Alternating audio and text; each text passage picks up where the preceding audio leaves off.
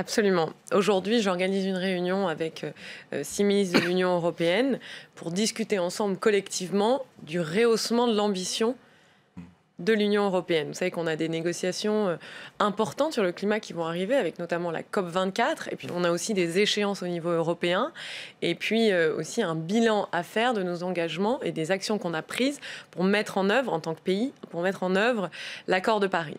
Et donc tout ça sont des choses que je vais discuter aujourd'hui avec les pays les plus ambitieux et les plus moteurs sur la question climatique en France, puisqu'ils viennent cet après-midi ici. Après, plus largement, sur la question de l'accord de Paris, il n'est pas négociable. Et côté américain, il n'y a plus rien à attendre. Côté américain, vous savez, il y a deux choses. Il y a l'accord de Paris qu'on ne changera pas. Encore une fois, il n'est pas négociable, c'est le socle de ces négociations internationales, c'est notre ligne directrice. Et d'ailleurs, on est loin d'être en mesure de tenir nos engagements de l'accord de Paris, malheureusement. Et le président de la République l'a encore rappelé en décembre dernier. Après, ça ne veut pas dire que la position de Donald Trump, ce soit la position de l'ensemble des acteurs américains. Moi, j'étais aux États-Unis. Il y a des États qui, effectivement...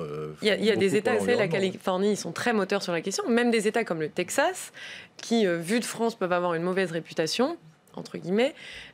Au Texas, il se passe beaucoup de choses dans le domaine, par exemple, des énergies renouvelables. Il ne se passe jamais assez, et nulle part dans le monde. On le sait très bien. On n'est absolument pas sur la bonne trajectoire.